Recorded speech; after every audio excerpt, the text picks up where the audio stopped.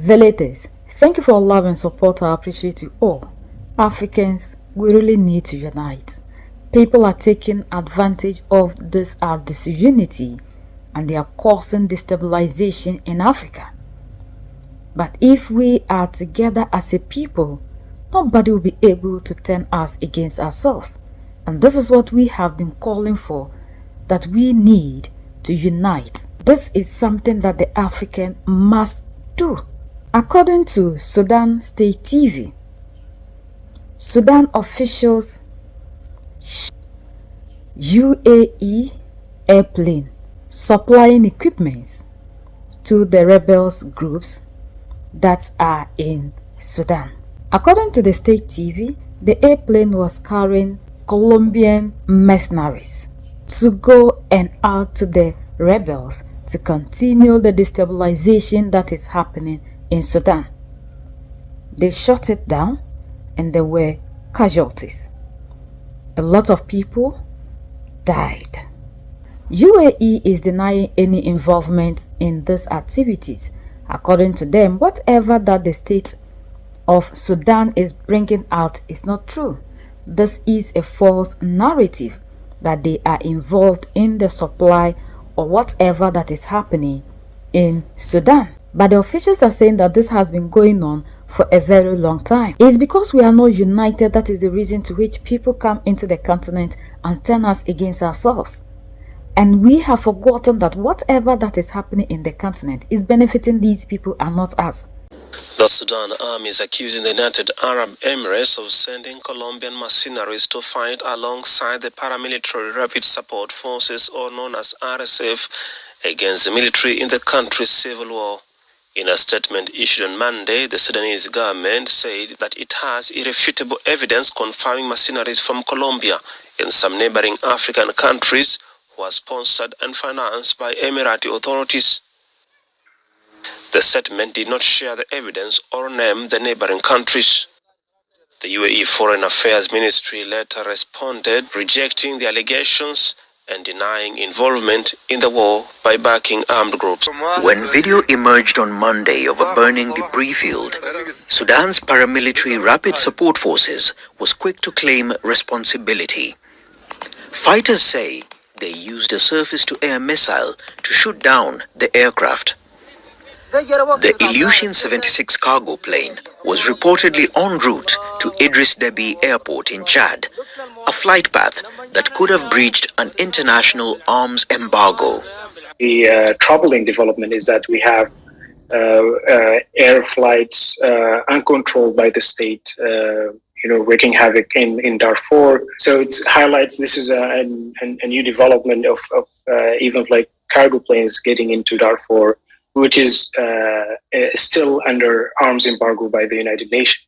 Sudan's 27-month-long civil war is being compounded by a hunger crisis that is affecting the vulnerable, especially the people who are trapped in North Darfur's capital, El Fasher. More than 740,000 people are reportedly suffering from acute hunger, according to the African Center for Justice and Peace Studies. Making matters worse, there are now reports of Colombian mercenaries that are being brought in by the RSF to fight against the Sudanese armed forces. On the 6th of August, Sudan's Air Force destroyed an aircraft that was carrying Colombian mercenaries as it was about to land at an airport in Darfur that is controlled by the paramilitary Rapid Support Forces. So how has the RSF, despite its ouster from Khartoum, put up such dogged resistance? Our next report gets more details.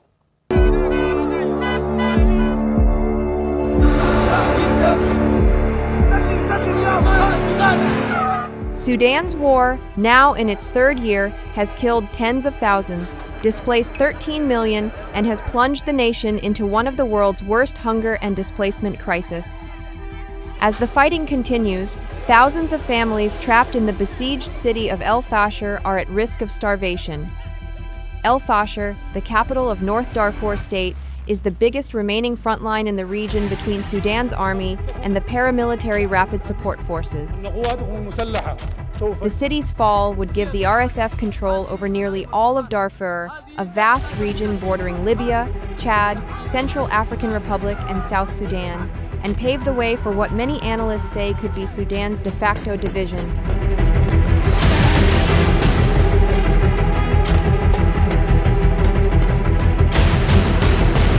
The RSF has blocked food supplies, and aid convoys trying to reach the city have been attacked. Price for goods that the traders are able to smuggle in now cost more than 5 times the national average.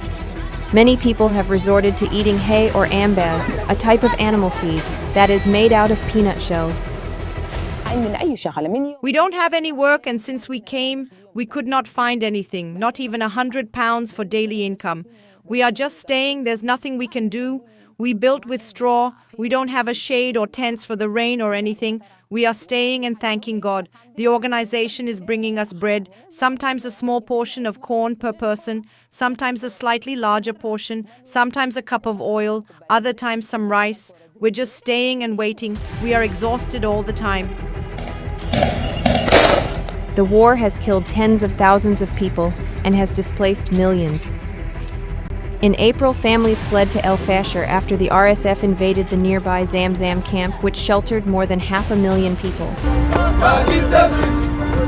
The country, in effect, has split into two, with the Sudanese armed forces controlling the north, east, and center of Sudan, while the RSF dominates nearly all of Darfur and parts of the south. We have to wake up as a people, rise up and fight for our own sovereignty, for our own freedom. Why do we have to allow people to come into the continent to meddle in the affairs of Africa?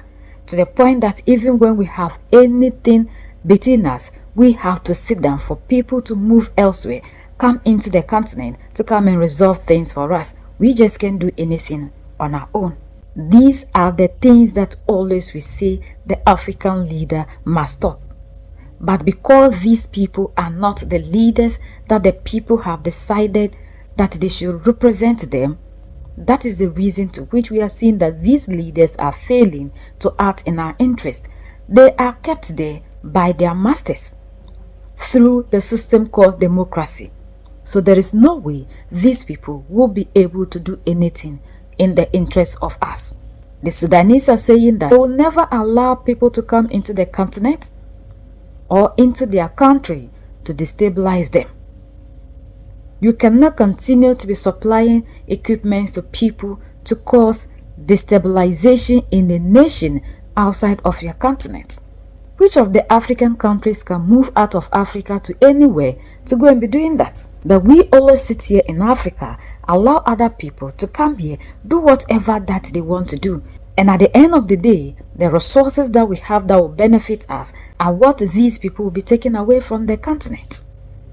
And we have people who say they are leaders and they are so excited over what is happening in the continent. They will always go and sit down, talk about the plans that they have kept in place, but these plans never manifest. And it's because of we the youth. We are the ones that are following and singing the praises of these people, and that is the reason to which we are seeing what we are seeing. If we are able to unite as a people, the young ones, we will be able to defeat these people.